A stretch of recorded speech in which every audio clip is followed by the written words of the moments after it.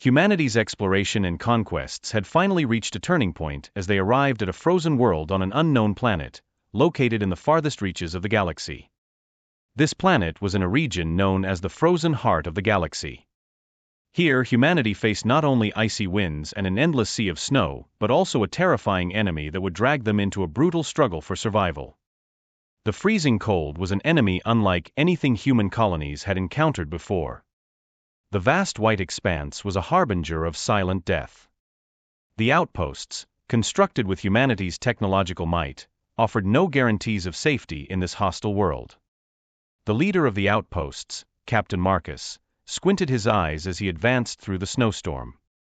The screens inside his helmet constantly scanned for signs of the enemy. Beside him, Lieutenant Sarah stepped forward.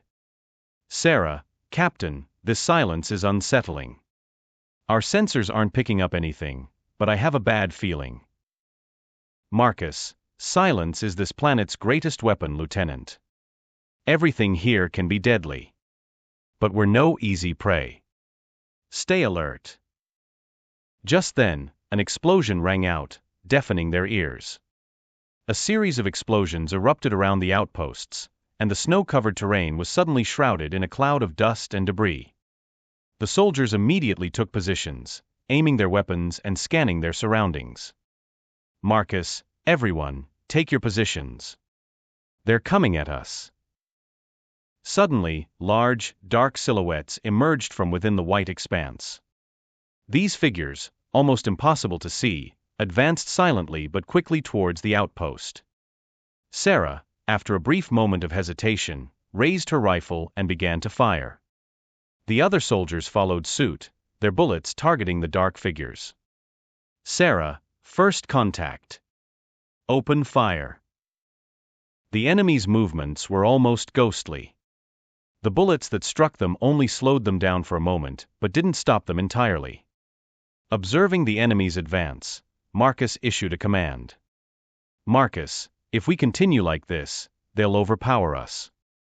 Split into groups, surround them, and close the circle." The soldiers swiftly moved to encircle the enemy figures. It was still unclear where the enemy was coming from, but following Marcus's orders, the groups began to surround the dark figures. The snowstorm made these figures nearly invisible, complicating the soldiers' coordination. Marcus, muttering to himself, "What kind of creatures are we facing? They don't look like humans or machines." At that moment, the sound of a soldier's weapon echoed differently from the others. A special explosive round hit one of the enemy figures, causing it to fall to the ground. The other soldiers seized the moment and continued firing. One of the figures, struggling to rise from where it had fallen, was quickly approached by Sarah. "Sarah, we took down the enemy." "Captain, I think we hit their weak spot." But when the enemy figure finally fell to the ground, the sight beneath their masks horrified Sarah. The figures' faces weren't entirely human. Instead, they seemed like biomechanical beings, covered in a hard substance. The red light emanating from their eyes indicated they were alive, but they resembled nothing human. "Marcus, what are these things? They're not human, but they're not entirely machines either." At that moment, a new wave emerged from the snowstorm. But this time, the enemies launched a direct attack. The forward outpost suddenly turned into a hellscape. A fierce battle erupted between the humans and these dark figures. Amidst the snowstorm and explosions, the soldiers tried to push back the enemy. Marcus still hadn't figured out where the enemy was coming from. But one thing was certain: this battle had ceased to be a simple planetary exploration and had become a fight for survival. Marcus made a split-second decision and ordered his unit to retreat. "Marcus, this won't work. Everyone fall back. We'll establish a defense line inside. We can't leave our fallen behind." The soldiers began to retreat on Marcus's command. However, the enemy was following their every step. Once inside the outpost, Marcus sealed the doors and switched to defense mode. The enemy's assault continued fiercely outside, but the humans had a moment to regroup inside. "Sarah, breathless Captain, what are these creatures? What kind of enemy are we facing? Marcus, I don't know, Sarah. But I know one thing, this planet is far more dangerous than we thought. Send an emergency signal to the entire unit. We need to call for help. As the sounds of the battle outside continued unabated, Marcus and Sarah began preparations to sustain humanity's struggle for survival in this frozen hell. The enemy's nature was unclear, but one thing was certain to Marcus: surviving on this planet would be a test of human will and intelligence. Darkness was rising from the depths of the frozen heart of the galaxy. The enemies had no idea of the dangers awaiting them in this icy hell, but they would soon learn. From within the snowstorm, shadows began to move beneath the icy surface. The sky was dark, with only the eerie red glow from the aliens' eyes disturbing the surrounding silence. As Captain Marcus walked through the snowstorm with his team, he sensed something was wrong. The static noise in his headset told him something was approaching. He quickly stopped and alerted the other soldiers. Marcus, everyone stop. The enemy is approaching. Take defensive positions. Suddenly, creatures emerged from beneath the snow, attacking the human group. These dark beings leaping from the shadows quickly closed in on the soldiers. Each one moved swiftly, attempting to tear the humans apart with their claws. Marcus and his team immediately responded. The sound of rifles drowned out the howling of the snowstorm. Sarah, while firing, we can't stop them. They're too fast. Marcus, close the circle. Stay together. We can't pick them off one by one. The alien creatures displayed incredible agility, dodging the humans' bullets. Sarah noticed one creature almost pouncing on her, narrowly dodging it at the last second. The creature skidded to a stop on the snow-covered ground and then attacked again. Summoning all her courage, Sarah aimed her rifle at the creature and fired, hitting it in the head. The creature fell to the ground, but there were still dozens more around. Just then, two large figures emerged from the darkness. These were the leaders of the aliens. Their tall, armored bodies, terrifying appearances, and the complex technological devices on their heads indicated they were war machines. When Marcus saw these figures, he realized this wasn't an ordinary battle. Marcus, to himself, these must be their leaders. Everyone, stay sharp. One of the leaders, the alien commander, activated a device in his hand. An energy wave spread around the outpost, and the humans were instantly stunned. The outpost's defense systems began shutting down one by one. Electronic devices were malfunctioning under the influence of this energy wave. Marcus immediately recognized it as an EMP attack. Marcus, shouting EMP attack. Protect all electronic devices and switch to manual defense mode. But it was already too late. The defense systems had collapsed, and the human soldiers were left with only their manual weapons. The aliens took advantage of this weakness and intensified their attacks. As the humans' weapons started to lose their effectiveness, one of the alien leaders rapidly advanced toward the soldiers. Sarah, Captain, these creatures are too powerful. We can't stop them. Marcus, everyone stay calm. They're feeding off your fears. If we move together, we still have a chance. The alien commander advanced towards Marcus, coming face to face with him. In the midst of the snowstorm, Marcus met the cold red eyes of this terrifying creature. The commander, as if challenging humanity, stepped closer to Marcus and generated an energy shield. Seeing the power of this being, Marcus felt a moment of fear. But this fear only fueled his courage. Marcus, clenching his teeth, this planet may be yours, but we are human. We never give up. Marcus hurled a grenade at the commander's shield. The grenade collided with the shield's energy and exploded, causing the commander to momentarily recoil. Seizing the opportunity, Sarah and the other soldiers surrounded the commander and opened fire. However, the commander quickly recovered and fended them off. Commander, after a brief silence, in human language, you have no place on this world. You are merely prey. These words struck fear into the hearts of the humans. The aliens knew their language, understood their weaknesses. Marcus assessed the situation and formulated a strategy. Marcus, calmly everyone, fall back. We can't win by fighting here. We'll lure them inside and strengthen our defense. The soldiers retreated into the outpost. As the aliens attacked the doors, Marcus set up a final defense line. The doors closed, and the soldiers inside prepared their last rounds. Sarah approached Marcus. As humanity descended deeper into the frozen heart of the galaxy, the cold weighed on them not only physically but also mentally. This frozen world felt like the home of an ancient evil beyond human comprehension. The presence of the aliens grew more palpable in every corner of the planet. The only sounds breaking the silence were distant metallic echoes and the occasional ominous screams. But on this world, fear was not something only humans felt. Kale and Vrak were known as the most powerful commanders among the aliens. Both were respected by the Galactic Empire, but their approaches were vastly different. Kale was driven by a desire to conquer the galaxy. With a calm and strategic mind, he planned every move with cold precision, striking his enemies through their weaknesses. Vrak, on the other hand, was entirely different. He possessed the spirit of a warrior, impatient and wrathful. He viewed the humans' arrival on this planet as a personal insult to his existence. When they gathered to plan the next attack, the tension between them reached its peak. Kale criticized Vrak's initial assault, leading to a major confrontation between the two commanders. Kale, coldly: Vrak, your anger and impatience are holding us back from victory. Instead of destroying the humans, we should seize their technology and adapt this planet to our purposes. This way, we can dominate the galaxy.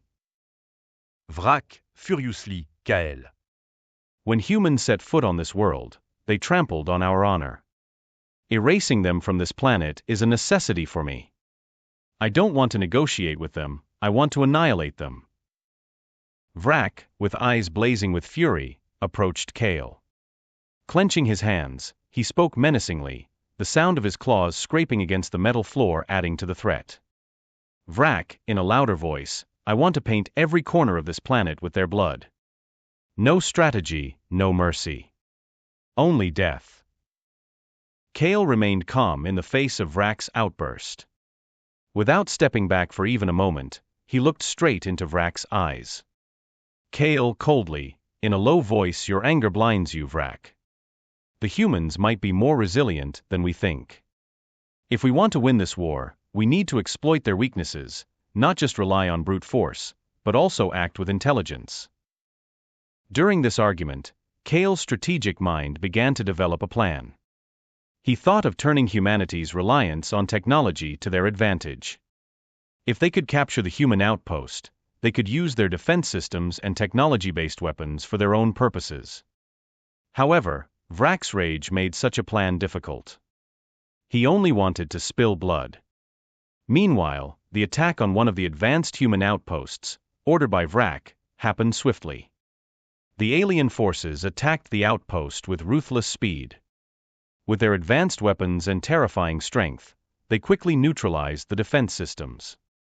Inside the outpost, when the soldiers heard the shadows of the massive creatures and the echo of their mechanical steps, a wave of fear spread through them. But they had no luxury of retreat. Captain Marcus, shouting: take positions. We have to stop them. The soldiers pointed their weapons and established a defense line. But the aliens were much faster and stronger than the humans. Suddenly, the doors were shattered, and the alien forces led by Vrak flooded inside.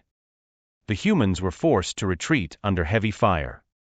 Vrak, walking towards the human soldiers, furiously: you pathetic creatures. The moment you stepped on this world, your fate was sealed. Vrak pointed his energy weapon and took down the soldiers one by one. The humans tried to resist his power, but Vrak seemed to grow stronger with each blow. Kale, however, watched silently amid the chaos. He was concerned that this attack, fueled by Vrak's rage, was becoming uncontrollable. But he also knew he could turn this chaos to his advantage. Kale to himself, calmly, if the humans continue to defend this outpost, we can squeeze them even more. But we must seize their technology. Kale decided to advance toward the outpost's main computer room. He knew that disabling the human defense systems could be the key to winning this war. He could turn the destruction caused by Vrak to his advantage. But to execute his plan, Kale first needed to bring Vrak under control. Vrak's rage was threatening the unity among the aliens. Kale had to use his intelligence to outmaneuver both the humans and Vrak in this situation. Kale coldly, looking at Vrak. Vrak, your path may be one of destruction, but I am determined to conquer this galaxy. We need not just power, but strategy as well. With these thoughts, Kale moved to turn the war that had begun with Vrak's rage to his advantage. In the frozen heart of the galaxy, humans not only had to survive against the aliens but also amid the conflict between these two leaders. This war would be won not just with strength, but with intelligence as well. The aggressive alien forces led by Vrak were focused on quickly overwhelming the human outpost. Vrak's rage fueled him, as he attacked the humans like a destructive storm. However, these violent assaults gradually caused the aliens to lose their strategic advantage. Vrak became more ferocious with each attack, but at the same time, more uncontrollable. His desire to completely destroy the human outpost blinded him. His forces lost their cohesion, and coordination was gone. Vrak relied solely on his strength, ignoring the strategic advice of others. Kale, Vrak's uncontrolled rage created chaos that he couldn't ignore. While battling their human enemies, Kale also had to contend with Vrak's unstoppable fury. Amid the battle, Kale finally decided that this situation couldn't continue any longer. The human outpost's defense lines were stronger than Kale had anticipated, and Vrak's reckless attacks were weakening the alien forces. Kale realized he had to neutralize Vrak to avoid further losses. Kale approached Vrak. In the middle of the battlefield, Kale called out to him with cold determination. Kale, in a cold tone, Vrak, we need to end this madness. These attacks are weakening us. We're losing our strategic advantage. Vrak, shouting angrily, strategy? The only thing I need is power. I will destroy these humans, all of them. You can't stop me, Kale. Vrak completely ignored Kale's warning and launched an even more violent attack against the human soldiers. He aimed his energy weapon once again, trying to break through the human defense lines. But this move only further scattered the alien forces. Alien soldiers, losing their coordination, faced counterattacks from the humans. Kale understood that he had to fight against Vrak's unstoppable rage. If they continued this way, not only the humans but also the aliens would face a devastating defeat. Kale made his decision. Kale, calmly, with determination enough, Vrak. Using an advanced telepathic signal, Kale deactivated Vrak's armor. Vrak paused for a moment, then turned angrily toward Kale. Vrak, in shock, angrily, are you betraying me, Kale? Kale, with a cold and firm voice, this isn't betrayal, Vrak. This is what must be done to conquer the galaxy. Your rage is only leading us to destruction. Vrak lunged at Kale in fury. But Kale had anticipated his move. He swiftly dodged and sent an energy blast to incapacitate Vrak. Vrak collapsed to the ground, but still hadn't let go of his anger. Vrak on the ground, gasping, Kale, you will never conquer this galaxy. Kale looked at Vrak one last time. His final words echoed in Kale's cold mind. But Kale knew that this galaxy would not be conquered by uncontrolled power like Vrak's, but by strategy and intelligence. Kale, calmly, I will win this war, Vrak. And I'll do it with strategy, not with your destructiveness. Vrak finally lost consciousness and fell to the ground. Kale had neutralized him, but he knew what the cost of this victory might be. The alien soldiers, stunned by the loss of their leader, turned to look at Kale. Kale paused to reassess the situation in order to regain control. Vrak's rage had weakened the alien strategic advantage, but Kale knew he still had a chance to turn things around. In this war against the humans, he would now have to rely entirely on his own plans. Kale, turning to the soldiers, calmly, we will win this war. Not with Vrak's rage, but with my strategy. Our goal hasn't changed. We will conquer the galaxy, and we'll do it with intelligence. Kale had fully taken command. Even though Vrak's aggressive approach had weakened the aliens, Kale was determined to turn the tide in his favor. Now, defeating the humans would require not just power but also cunning. Kale redefined his strategy and began to lead the war. In the frozen heart of the galaxy, this battle wasn't over. In fact, it was just beginning. The humans quickly regrouped after the alien assaults. In the command center, senior officers, led by General Marcus, gathered around holographic maps to analyze the enemy's strategies. The screens displayed points of concentrated alien attacks and their tactical movements. General Marcus, in a determined voice, the enemy is moving systematically. We showed weakness in the first attack, but it won't happen again. We will coordinate all our outposts and wipe them out in this frozen hell. Captain Elena, with concern, General, the enemy's technology is superior. They breached our defense lines quickly. We need a new plan to gain the upper hand. General Marcus, calmly, Elena, we have something to counter their technology, our resolve. We will win this war because we have no other choice.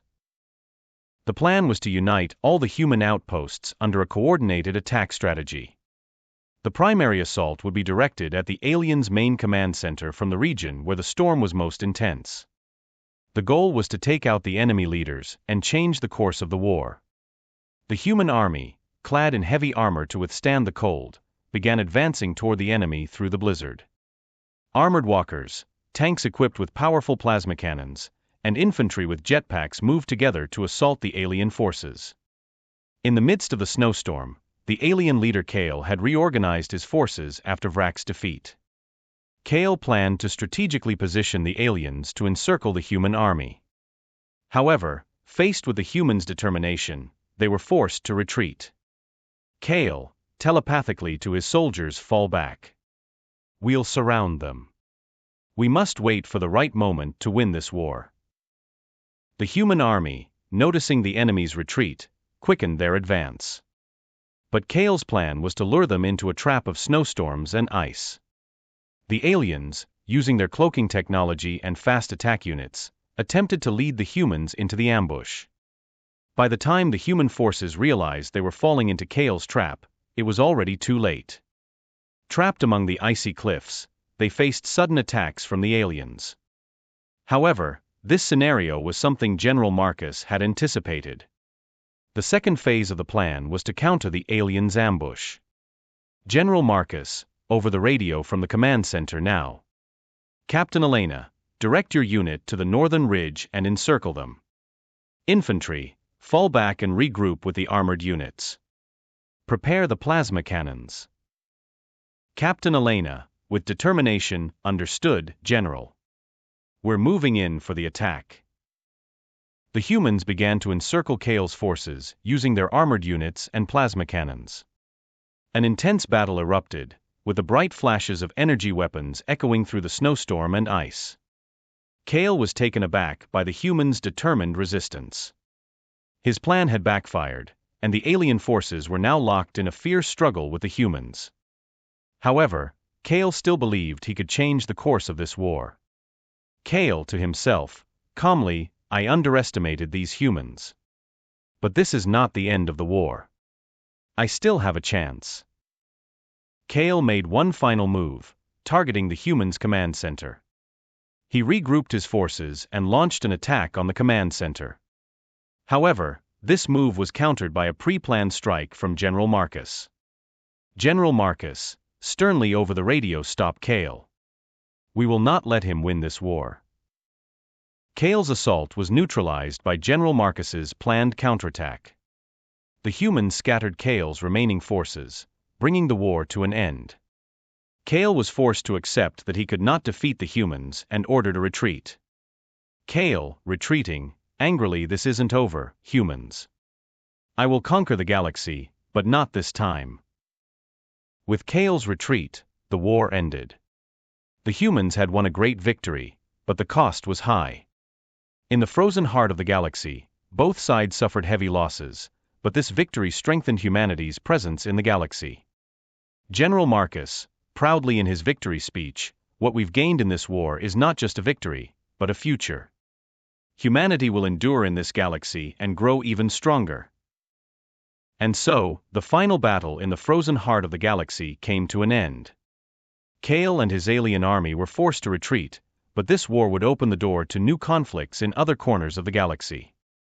In the aftermath of this victory, humanity moved to further solidify its place in the galaxy.